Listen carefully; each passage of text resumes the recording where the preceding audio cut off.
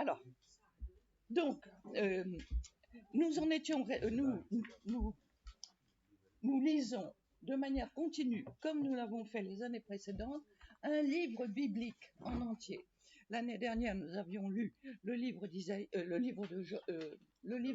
c'était il y a 2 ans, le livre de Job, c'était l'année dernière, et là, nous attaquons le livre de Jérémie.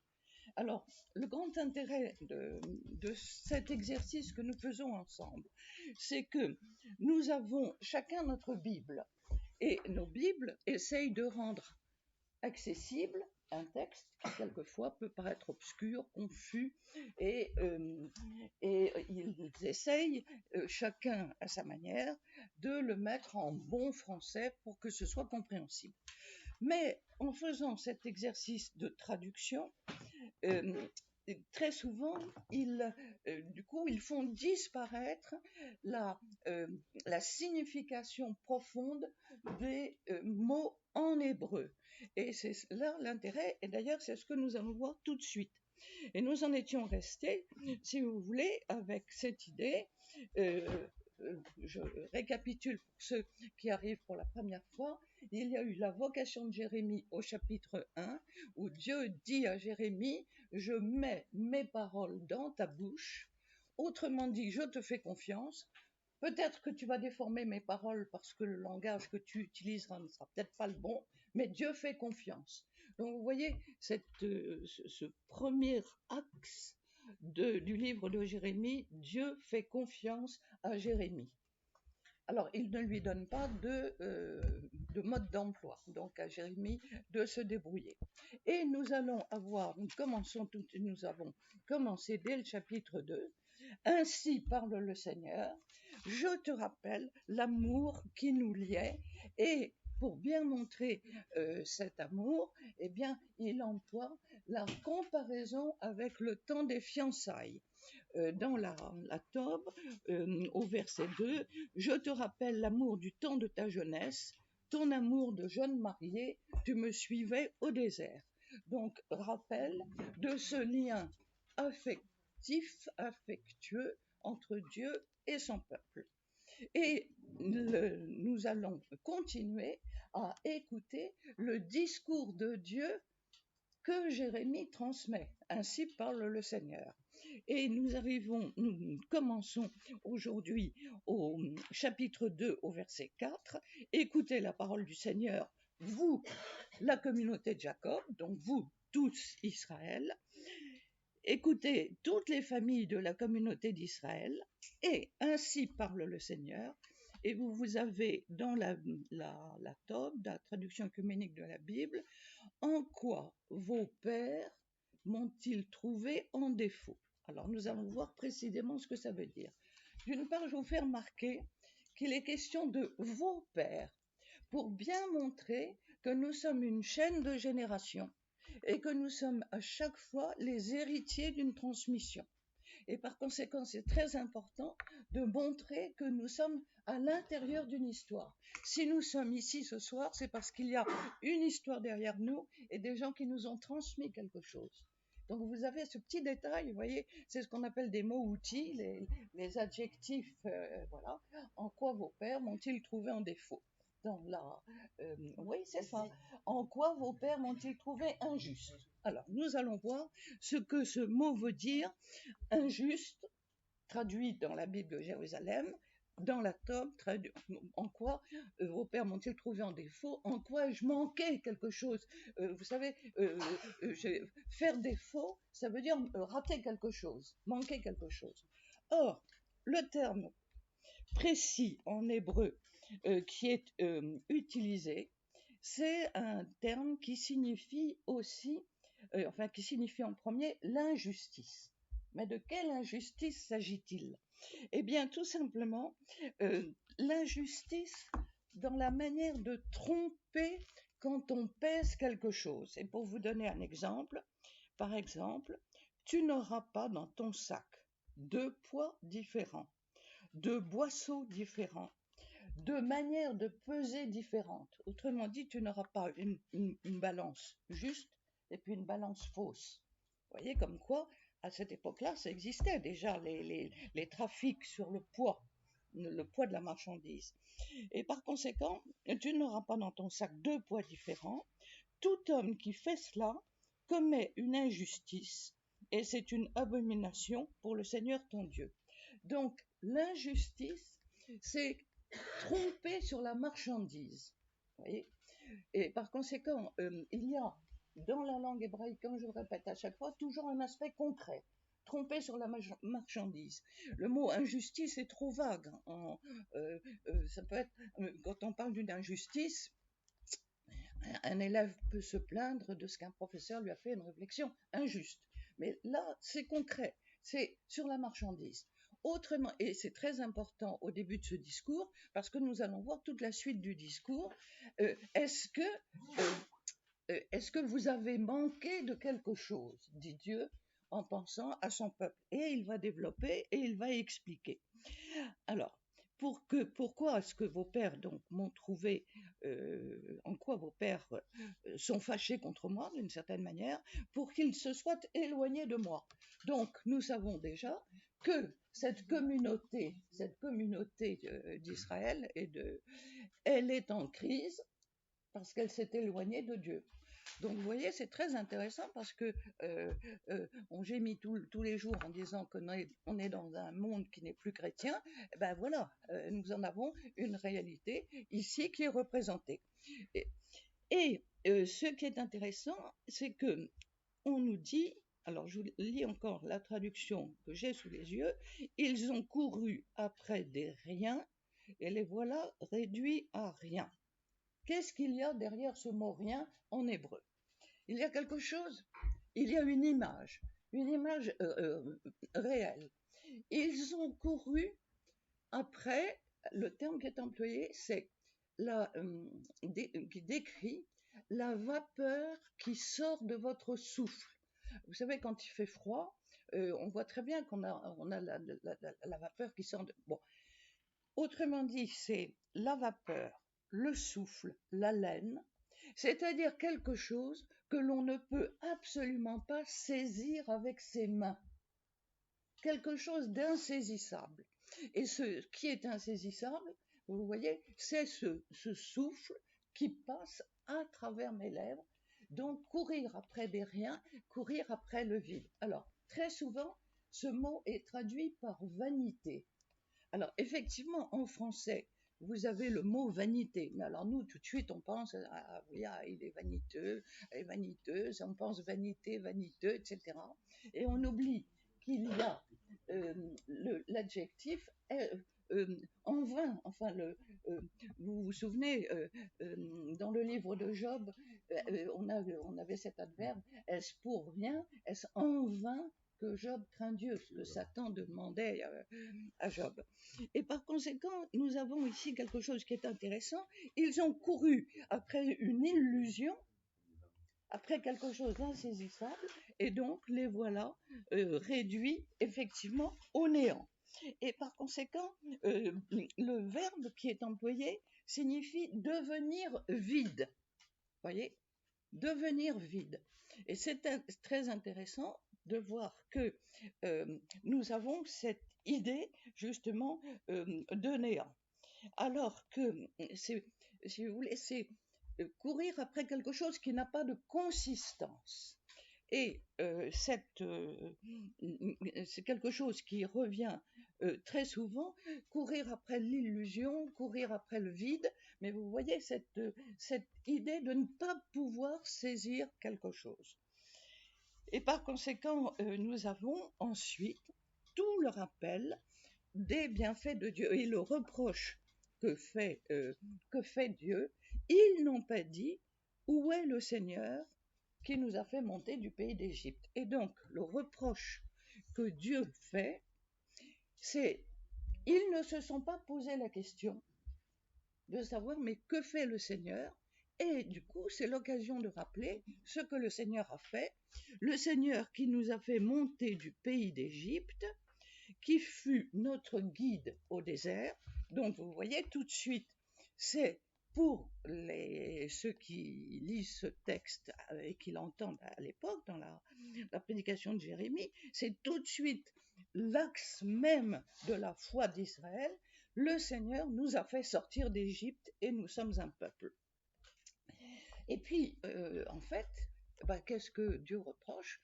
Vous avez oublié, dans le fond, vous avez oublié toute votre histoire. Vous ne vous êtes pas posé la question, où est-il le Seigneur ton Dieu, qui nous a fait monter du pays d'Égypte? Alors, je vous signale que le mot Égypte et le mot prison, c'est le même mot en hébreu, donc qui nous a fait sortir de la prison de l'esclavage. Et nous avons ensuite une description très précise avec le pays des steppes, des pièges, de la sécheresse, de l'ombre mortelle. Nous avons donc 4 mots qui sont très précis. Nous avons par exemple les steppes. Eh bien, le terme hébreu qui est employé décrit le paysage qui est autour de la mer Morte. Donc le paysage qui est autour de Sodome. Donc vous voyez le côté absolument désertique et infernal. Ensuite, vous avez l'image des pièges. Mais le mot piège n'est pas bien traduit parce que le mot en hébreu signifie des fosses, des crevasses, si vous voulez. Quand on est en montagne, si on se casse la gueule dans une crevasse, ça fait mal. Le terme qui est employé, le mot piège ne colle pas parce que le mot piège, qui existe aussi en hébreu, en général, c'est faire tomber dans un piège pour attraper un animal. Donc, nous avons l'image de la fosse. Ensuite, nous avons cette image de la sécheresse, et la sécheresse qui engendre la mort. Et là où il faut voir, c'est que on nous dit pays où nul ne passe, où personne ne réside. Bon. Le texte hébreu nous dit emploie 2 termes qui sont traduits ici par nul et personne. Mais le texte hébreu est infiniment plus parlant parce qu'il emploie les mots de la Genèse, c'est-à-dire qu'il emploie le terme ish qui signifie le mâle. Vous savez qu'il les créa mâle et femelle. Alors évidemment, ça ne fait pas joli, alors on dit l'homme et la femme, mais le terme précis, c'est mâle et femelle.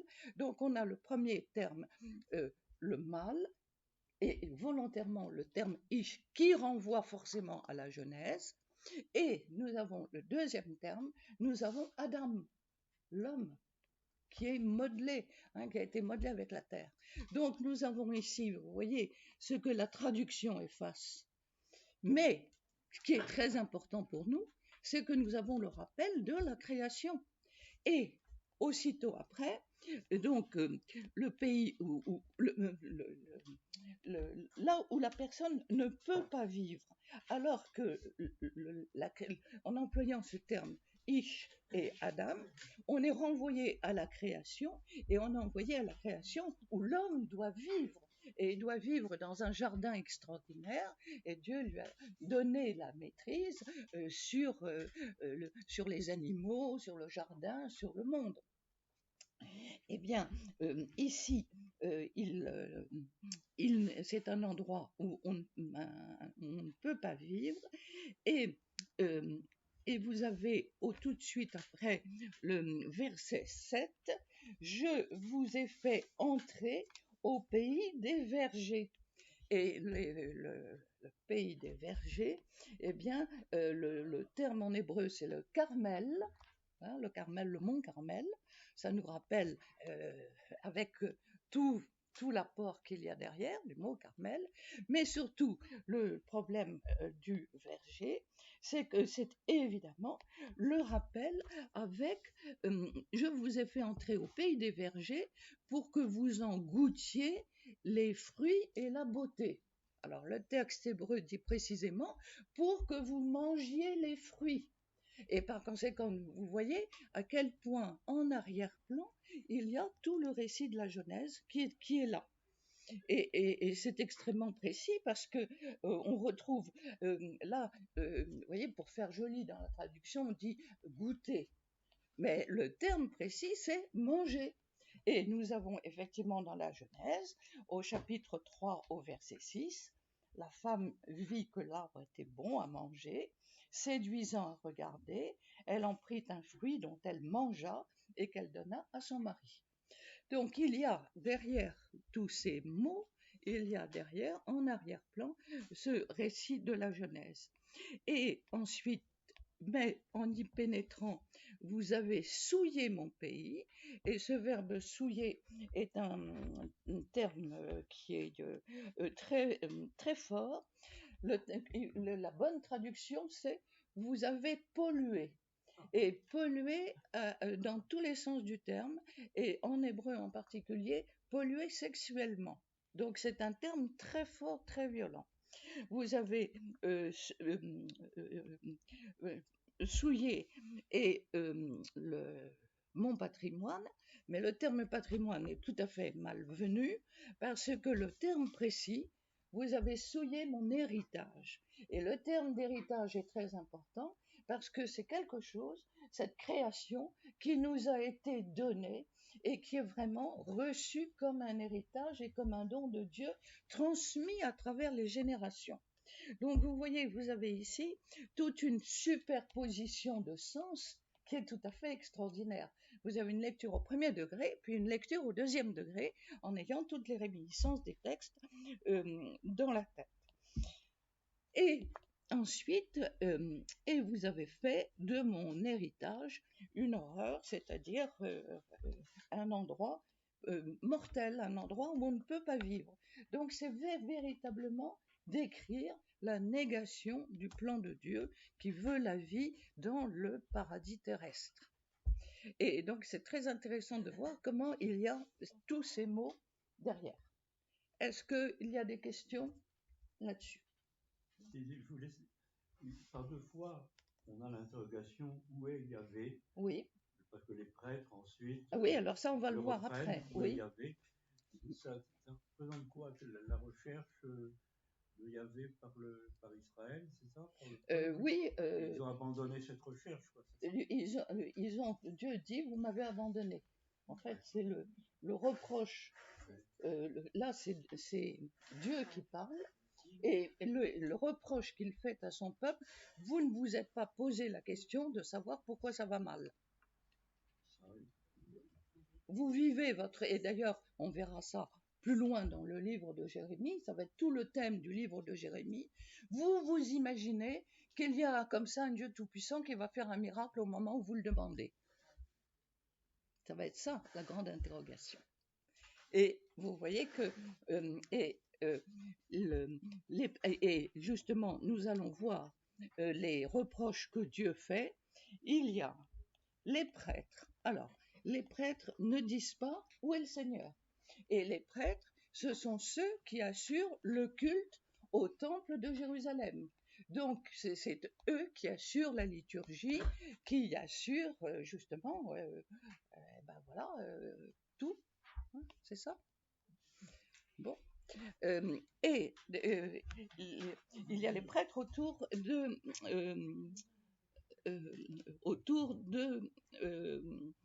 du temple. Ensuite, nous avons ceux qui détiennent les directives divines. Eh bien, en fait, le terme exact en hébreu, les gardiens de la Torah. Les gardiens de la Torah. Or, les gardiens de la Torah, c'est un corps très spécifique qu'on appelle les scribes. Et vous savez, vous connaissez l'importance des scribes dans le récit de la Passion. Dans les récits de la Passion, ce sont les anciens, le grand prêtre, les grands prêtres et les scribes qui vont demander la mort de Jésus à Pilate.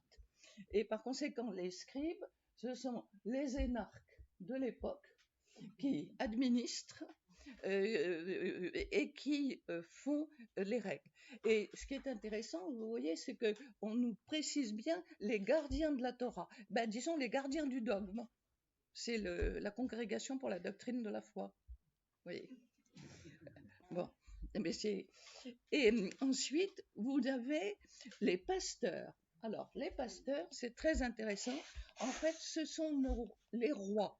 Et il faut voir que les représentations en Assyrie, en Perse, en Mésopotamie le roi est présenté toujours comme un pasteur parce que c'est lui qui guide son troupeau. C'était à l'origine des populations nomades et par conséquent l'image du pasteur qui guide le troupeau est une image, je dirais, laïque, pour employer un terme moderne, mais qui a été ensuite récupérée. Et quand on parle ici des pasteurs, ce sont les autorités politiques de la ville. Donc vous voyez toutes les différentes catégories. Et enfin, euh, les prophètes, et le péché vraiment suprême, les prophètes prophétisent au nom de Baal, Baal qui est donc l'idole, le dieu étranger. Et par conséquent, vous voyez que le discours de Dieu est très extraordinairement ramassé. En fait, c'est composé de manière tout à fait extraordinaire, parce que vous avez une évocation de la sortie d'Égypte, vous avez une évocation du paradis, vous avez une évocation justement de la réalité, et ensuite vous avez la responsabilité des différentes autorités. Les différentes autorités, les prêtres, les gardiens de la Torah, donc les scribes, les autorités politiques et les prophètes. Et ce qui est très intéressant dans ce texte, c'est que c'est le seul endroit dans l'Ancien Testament où les prophètes, où les prophètes sont accusés sont accusés d'idolâtrie. C'est le seul endroit où les prophètes sont accusés d'idolâtrie.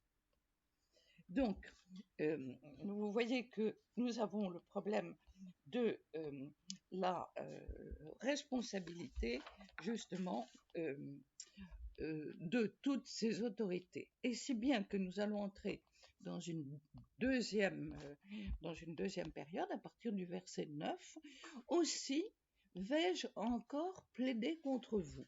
Et nous avons cette idée d'un procès. Vous vous souvenez, le terme qui est le verbe plaider, le terme qui est employé en hébreu ça se dit rib, un relevé d'identité bancaire. Voilà. Donc, c'est vraiment cette idée qu'on trouve souvent dans les textes bibliques d'un procès. Dans le livre de Job, on l'avait vu. Job disait, mais si on était en procès, il y aurait un arbitre entre nous. Et donc, on a ici cela. Et aussi, je vais convoquer les fils de vos fils. Alors, vous avez vu, nous avons commencé la séance en parlant en quoi vos pères m'ont-ils trouvé en défaut, et maintenant les fils de vos fils. Donc vous voyez, c'est très intéressant parce que nous sommes vraiment responsables de ce que nous allons transmettre. Et nous avons cette responsabilité de transmission vis-à-vis des fils de nos fils. Alors, ce qui pose de lourds problèmes, parce que je ne sais pas comment on atteint les fils de nos fils. Ça, c'est des questions d'expérience personnelle. Alors, donc, nous continuons. Alors, est-ce qu'il y a des questions à ce sujet, ou est-ce que c'est clair? Est-ce que quelqu'un veut s'exprimer?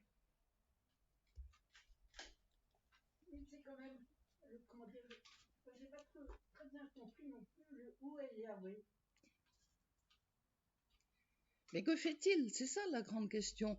Vous ne vous êtes pas posé la question de que fait le Seigneur? Est-ce que la situation que nous vivons est une situation normale? Pourquoi est-ce que Dieu n'est pas parmi nous? Pourquoi? Parce que et du coup, pourquoi est-ce que, alors que nous étions invités à entrer dans un jardin extraordinaire, pourquoi est-ce que nous sommes dans un pays finalement où rien ne va? Et donc vous vivez sur votre lancée et vous ne voulez pas vous poser la question de l'authenticité, de la sincérité de votre foi. Oui, il faut bien voir que là, ce n'est pas du tout le prophète qui pose la question. Il est en train de reprocher aux prêtres de ne pas avoir fait, et aux pasteurs, de ne pas avoir fait appel au Seigneur. Et parce que leur rôle, c'était de rappeler au peuple que leur secours viendra du Seigneur. Et ce qu'il leur est reproché, c'est de ne pas l'avoir fait. Oui. Et d'avoir donné leur confiance à d'autres, c'est-à-dire aux dieux étrangers. Tout à fait. Alors il y a le fait qu'ils ne connaissent pas. Hein? Il est en train de dire, vous les prêtres, vous auriez dû dire oui. au peuple, c'est à Yahvé qu'il faut faire appel. Oui. Absolument. Avec les quatre catégories, les prêtres, les gardiens de la Torah, les autorités politiques, les prophètes. Donc, ainsi, je commence un procès avec vous, et même aller un petit peu plus loin, passer aux rives de Kittim et Kédar, alors avec les idées, l'idée de Chypre et l'idée de l'Arabie saoudite. Autrement dit, pour arriver à cette question, regardez, allez plus loin autour de vous et regardez, une nation change-t-elle de Dieu ? Autrement dit, la grande question, est-ce que vous avez abandonné le Seigneur pour choisir Baal, c'est-à-dire l'idole? Et avec la question très forte, une nation change-t-elle de Dieu? Et pourtant, ce ne sont pas des dieux, évidemment. Et nous avons cette phrase extraordinaire, mon peuple, lui, échange sa gloire contre ce qui ne sert à rien. Alors nous avons l'opposition entre deux mots. Ce qui ne sert à rien, c'est-à-dire le souffle, ce souffle que j'arrive pas à attraper, qui était le premier mot que nous avions vu au début, qui était traduit par rien. Et nous avons le peuple échange sa gloire. Alors là, nous avons quelque chose qui est très intéressant, c'est que le mot gloire signifie en hébreu quelque chose qui est pesant, quelque chose qui est lourd, quelque chose qui a du poids. Et en même temps, ce mot, vous savez qu'en hébreu, ce ne sont que des consonnes et on arrange des petits signes pour faire des voyelles en fonction du sens, et par conséquent, il y a très souvent, on joue là-dessus, et donc il y a là un jeu de mots. C'est que la gloire, ce qui est pesant, ce qui a ma gloire, c'est aussi quelque chose qui me fait vivre et qui est mon foie. Le foie, l'organe, le foie. L'organe, le foie. Alors aussi, c'est un côté très intéressant parce que le foie est l'organe qui se conserve le mieux et le plus, c'est-à-dire que quand on donne son corps pour les greffes d'organes, on peut prélever des foies sur des personnes âgées parce que les cellules du foie ne s'abîment pas et ne s'usent pas. Donc le foie, organe vital, qui est en écho de ce mot la gloire, puisque c'est le même mot pratiquement en hébreu, c'est, si vous voulez, tout ce qui pèse, vous voyez, tout le poids que cela a, et vous abandonnez tout cela pour courir après une illusion. Alors, vous voyez, on pénètre véritablement dans je dirais la difficulté du texte hébreu, dont il faut toujours pouvoir transposer les images pour pouvoir entrer dans la spiritualité qu'il nous propose. Et par conséquent de cela, soyez stupéfaits, soyez horrifiés, parce que vous reniez votre foi. Finalement, puisque vous choisissez des idoles, puisque vous choisissez le vide, eh bien, vous m'abandonnez, moi, le Seigneur. Et du coup, ça nous renvoie au verset précédent, où est ton amour de jeune marié lorsque tu me suivais au désert?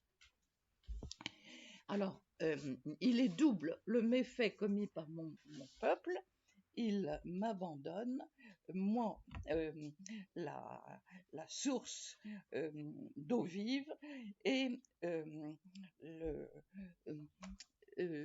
donc nous avons ici cette idée nous avons des termes très précis, abandonner, le Seigneur qui se compare avec comme une source d'eau vive, alors on va voir le symbolisme qu'il y a derrière, pour se creuser des citernes, et dans le terme ici, des citernes fissurées qui ne retiennent pas l'eau. Alors, le terme, alors on voit très bien une fissure. Moi, je me souviens, il y avait mon père aimait beaucoup un poème, je crois que c'était Théophile Gautier, qui s'appelait Le vase brisé. Et il aimait beaucoup le réciter, il le connaissait par cœur. Alors c'est un vase qui a une petite fêlure, et puis l'eau coule, et puis elle va creuser davantage la fêlure, et puis le poète du 19e siècle compare le vase avec le cœur, euh, euh, le, un cœur brisé de quelqu'un qui finalement n'aime plus celui qui est bon. Donc ça c'est, si vous voulez, le côté sentimental, mais si jamais je retrouve ce texte, je vous l'enverrai par mail, parce qu'il est très beau. Mais en fait, ce ne sont pas des citernes fissurées, ce sont des citernes brisées. Et ce qui est très intéressant, c'est que les citernes représentent nous-mêmes. Nous sommes comme des récipients, enfin oui, disons des jarres. Alors moi, ça c'est une interprétation personnelle, parce que je fais beaucoup de rapports sur ce texte. Il y a deux images qui me viennent à l'esprit. C'est évidemment le rapport avec la Samaritaine et l'eau vive, bien sûr, et aussi le miracle avec les jarres, les grosses jarres. C'est peut-être parce que je suis influencée par les images et l'idée de revoir ça à Padoue, à la chapelle d'Escrovegny, les grosses jarres des noces de Cana, où il y a le vin le plus extraordinaire. Et très souvent, nous avons dans la Bible des comparaisons entre la personne humaine, qui est comme un vase précieux, qui est rempli de cette eau vive, et cette eau vive qui est évidemment l'eau du baptême. Alors, l'image de l'eau vive est une image très, très importante dans l'Ancien Testament, puisque nous avons effectivement les 4 fleuves qui sont au paradis, les 4 fleuves au paradis. Nous avons le miracle de l'eau vive lorsque Moïse est au désert, chapitre 17 de l'Exode, et que le peuple rouspète en disant qu'en dans le fond on était beaucoup mieux quand on était en Égypte, pourquoi est-ce qu'on est là? Et Moïse se retourne vers Dieu en lui disant c'est bien toi qui as mis au monde ce peuple, donc tu es responsable de ce peuple, fais quelque chose. Et Dieu dit à Moïse, frappe le rocher, et il en sort donc de l'eau vive. Il y a encore aussi des textes assez extraordinaires où il y a le miracle du puits de Jacob avec l'eau vive qui vient. Et l'eau vive, nous en avons une image extraordinaire dans le livre d'Ézéchiel, où Ézéchiel, qui est en partie en exil, voit dans une vision que Dieu lui donne, il voit la reconstruction du temple de Jérusalem, mais c'est une vision. Et alors, il y a des chapitres qui sont très longs et très ennuyeux, parce qu'il nous fait visiter pièce par pièce le palais, le temple reconstruit, en nous donnant à chaque fois la hauteur, la largeur, toutes les dimensions, donc c'est très ennuyeux. Alors on lit, parce qu'on est attentif, et on continue à lire, et on arrive à un moment où on entre dans le Saint des Saints, et dans le Saint des Saints, il y a une source d'eau vive qui coule et qui va apporter la vie partout où elle passe. Et elle va apporter la vie partout où elle passe, si bien que la mer morte deviendra une mer pleine de poissons et pleine de vie. Et cette image-là, c'est celle que nous retrouverons à la fin de l'Apocalypse, au chapitre 21, où dans la Jérusalem nouvelle, nous verrons effectivement cette eau vive qui représente l'eau du baptême. Donc vous voyez que dans un texte comme celui-ci, l'intérêt pour nous, c'est d'une part de savoir ce qu'il veut dire, de voir toutes les images qu'il véhicule, et surtout de voir comment nous pouvons le lire et voir à quoi ça nous renvoie. Donc effectivement, si vous voulez, avec le problème de l'eau vive, Et le problème, justement, que faisons-nous de notre baptême?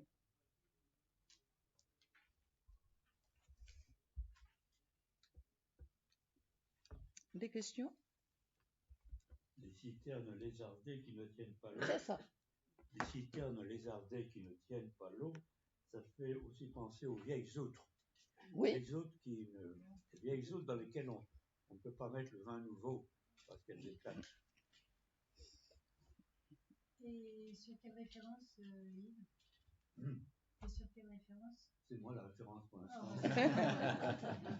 Alors, pour la référence pour l'eau vive et la Samaritaine, c'est dans Saint Jean au chapitre 4. Hein.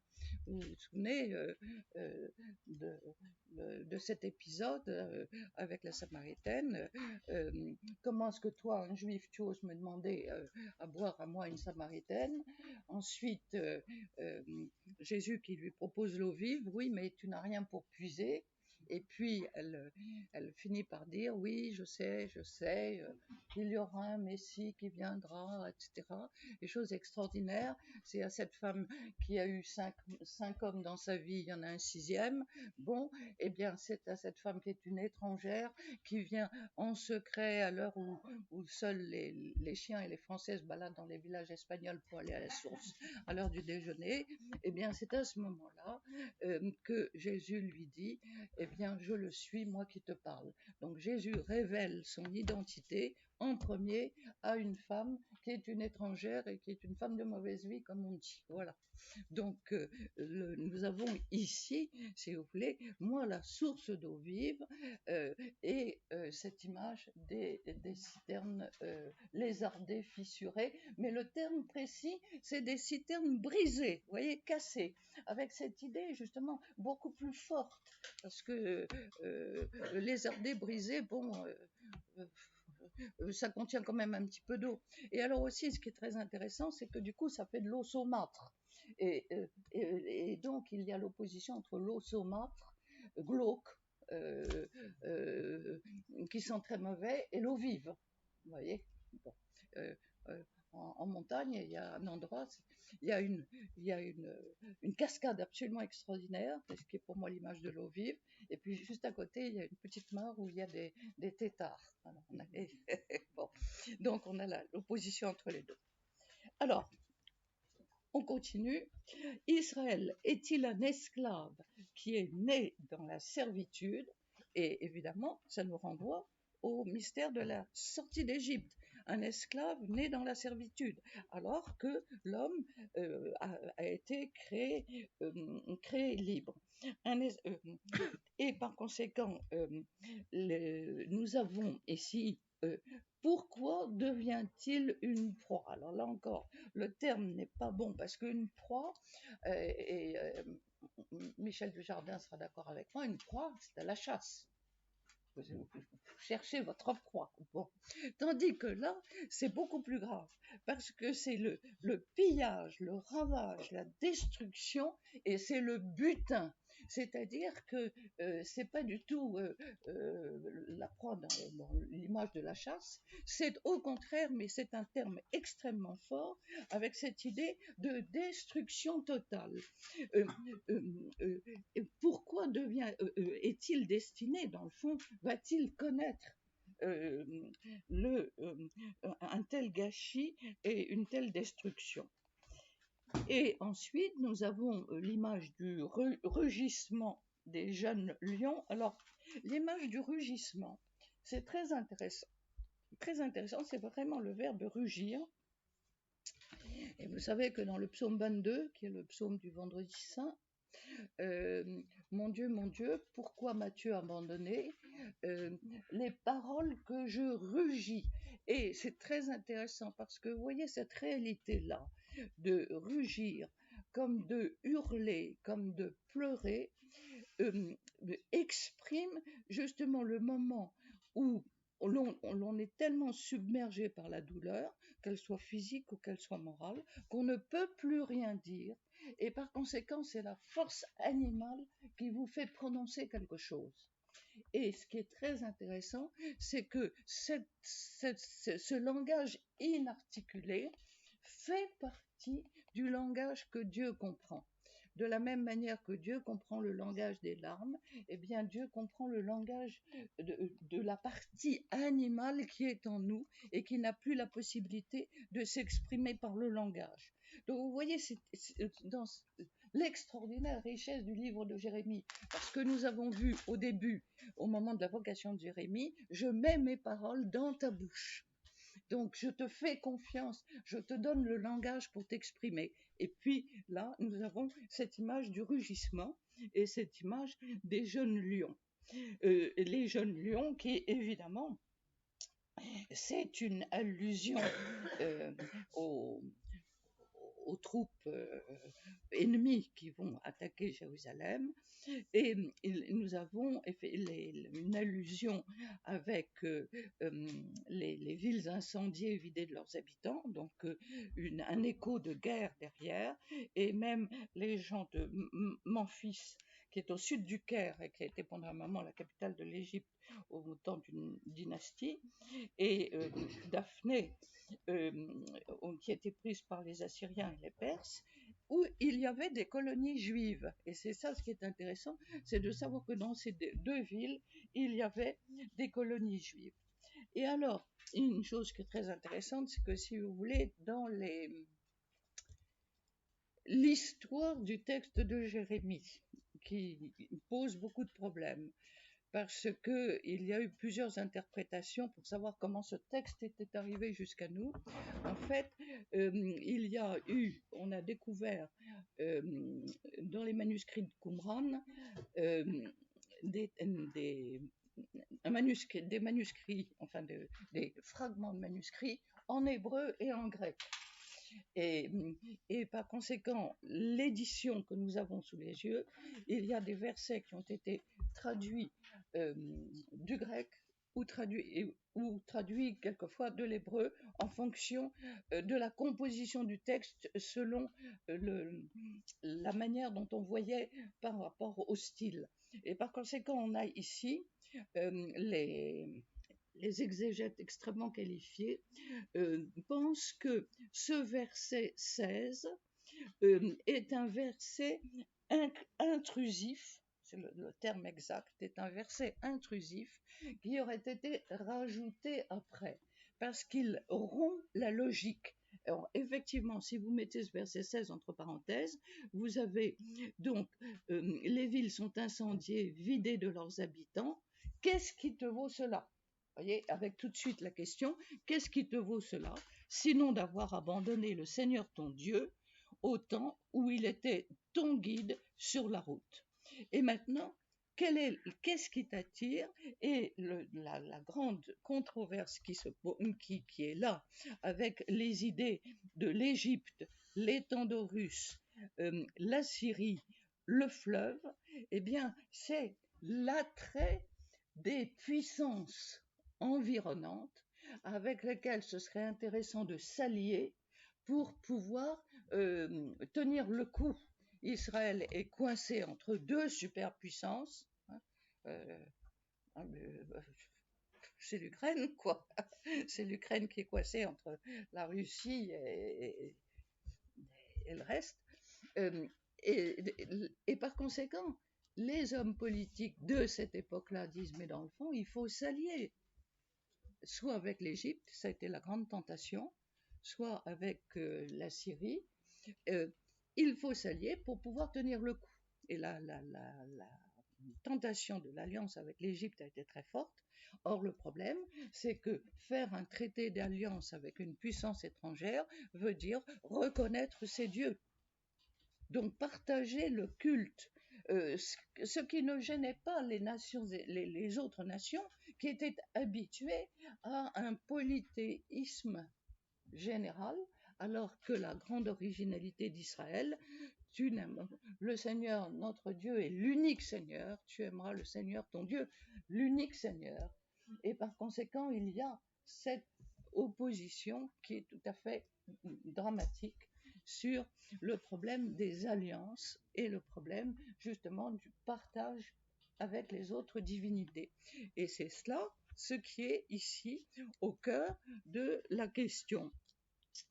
Et donc, du coup, que ton mal te châtie, que ton apostasie te corrige, éprouve jusqu'au bout la douleur et l'amertume d'avoir abandonné le Seigneur ton Dieu. Et par conséquent, quand vous n'avez pas dit où est le Seigneur ton Dieu, effectivement, parce que vous m'avez abandonné. Et par conséquent, et tu ne trembles même plus devant moi, tu as complètement renié ta foi. Alors, je pense qu'on pourrait peut-être entamer le débat sur qu'est-ce que vous pensez de ce texte, qu'est-ce qu'il nous dit aujourd'hui par rapport à ce que nous vivons. Je pense que les citernes brisées, c'est le désir, du développement personnel qui devient la référence actuelle, alors qu'on n'a plus de référence à Dieu. Oui, tout à fait. C'est quand même un truc, c'est que le pays vieillit. Les citernes désherbées, ça veut dire qu'il y a un peu plus à un moment donné, que le pays vieillit, s'assoit sur une situation, une rente, en ayant oublié peut-être l'essentiel.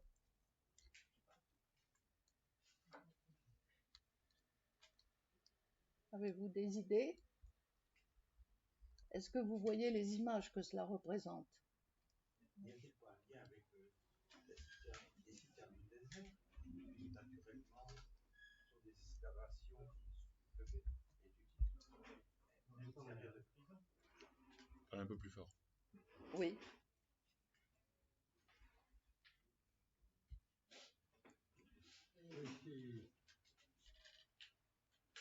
Je ramène peut-être ça sur cette idée, mais si la Russie attaque l'Ukraine, la raison principale, c'est pas qu'ils ont été fidèles à Dieu, à leur foi.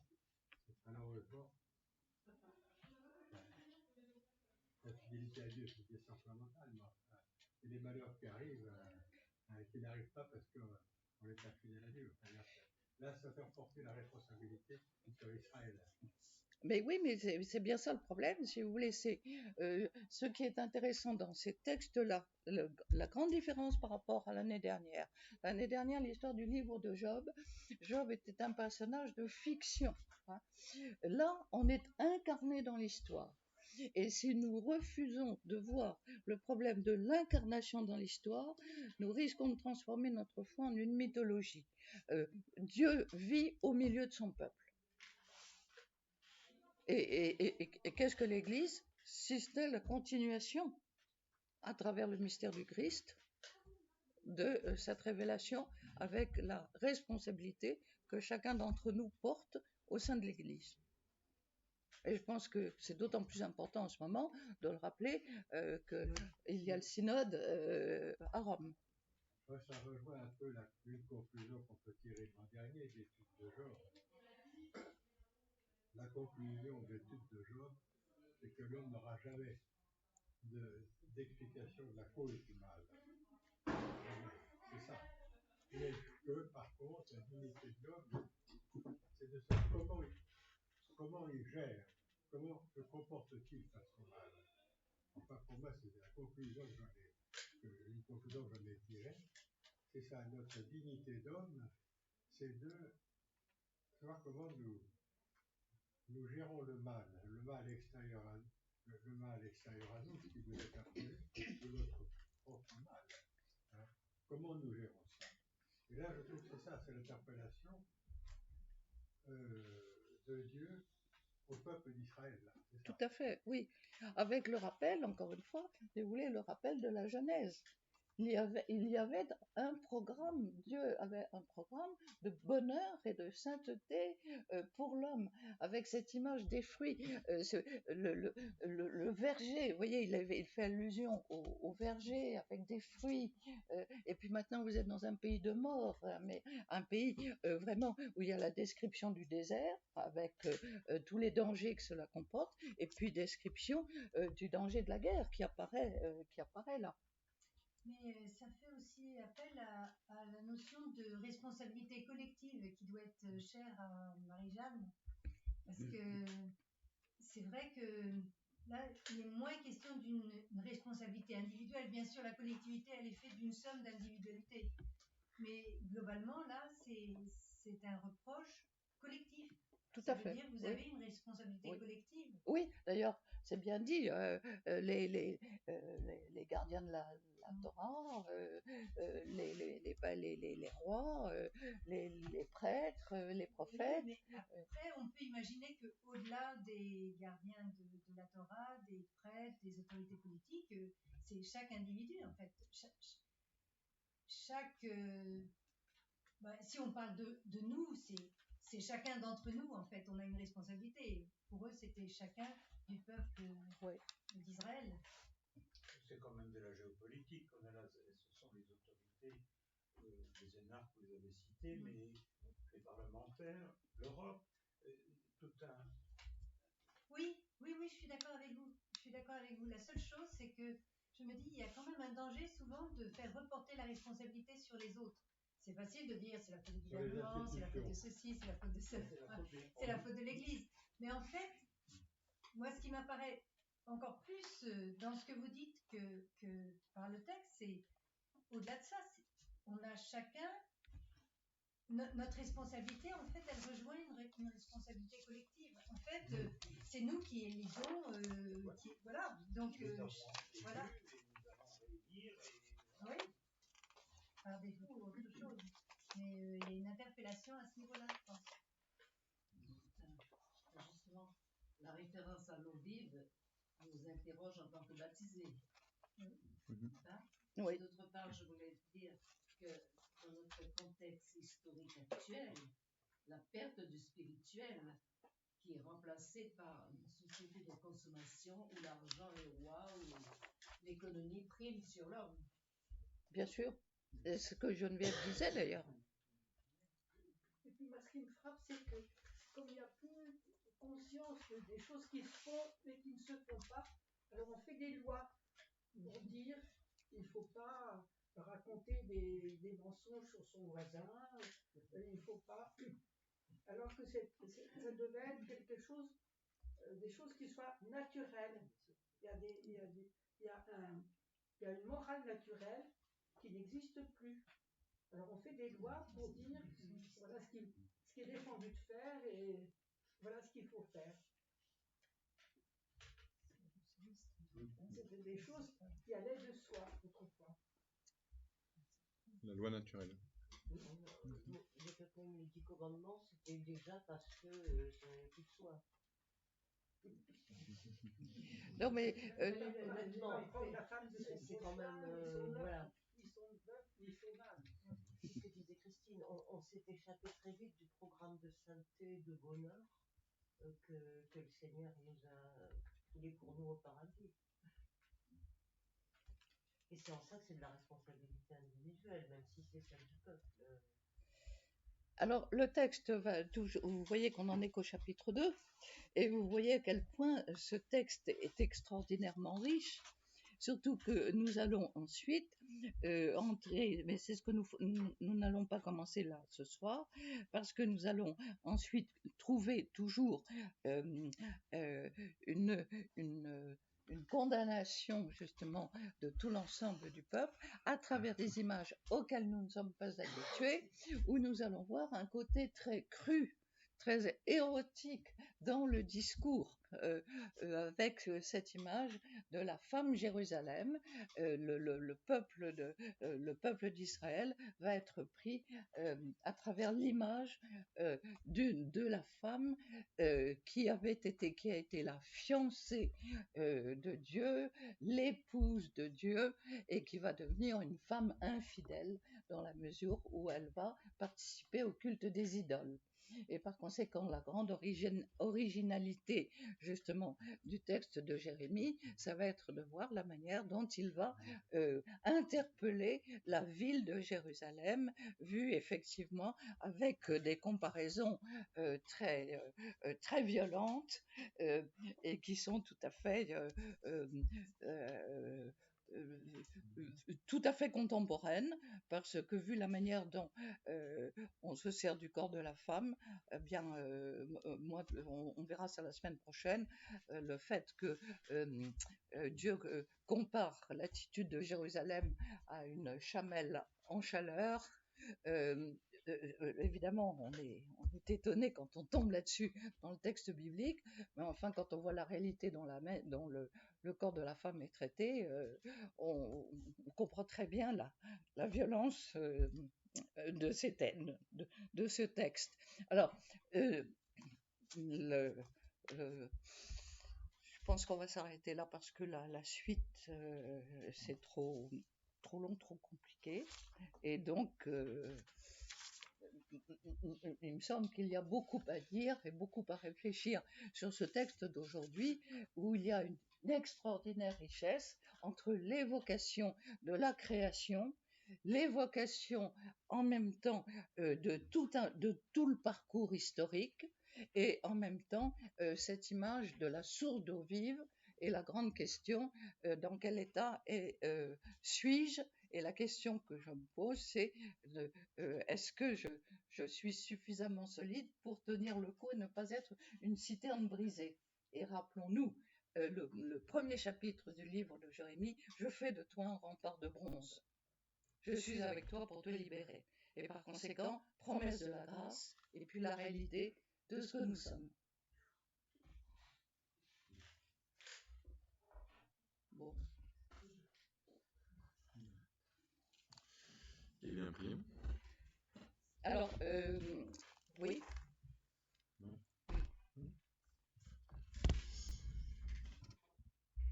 Au nom du Père, et du Fils, et du Saint-Esprit. Amen. Eh bien, Seigneur, avec Jérémie, on peut nous aussi prendre conscience qu'il est sûrement plus simple, plus facile d'avoir une citerne qui retient l'eau, une citerne qui est là, qui nous assure des réserves d'eau plutôt que d'attendre la pluie ou d'attendre une source d'eau vive.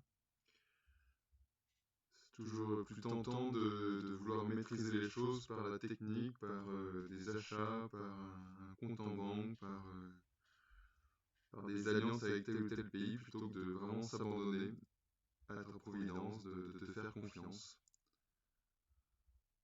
Et nous, Seigneur, peut-être justement avoir oser cette aventure de la foi, se lâcher prise où on ne sait pas forcément trop ce qui arrivera, on ne maîtrise pas les éléments, mais on se laisse justement porter par toi, on se laisse conduire là où on ne sait pas trop où tu veux nous mener, comme Abraham qui a quitté son pays pour aller là où tu le guidais. Apprends-nous, Seigneur, ne serait-ce que dans ce texte, à lâcher prise et à nous laisser guider à travers le texte, à travers ces résonances de mots, vers des choses nouvelles. Notre Père, qui es aux cieux, que ton nom soit sanctifié, que ton règne vienne, que ta volonté soit faite sur la terre comme au ciel. Donne-nous aujourd'hui notre pain de ce jour. Pardonne-nous nos offenses, comme nous pardonnons aussi à ceux qui nous ont offensés, et ne nous laisse pas entrer en tentation, mais délivre-nous du mal. Amen. Seigneur soit avec vous. Que Dieu Tout-Puissant vous bénisse, le Père, et le Fils, et le Saint-Esprit.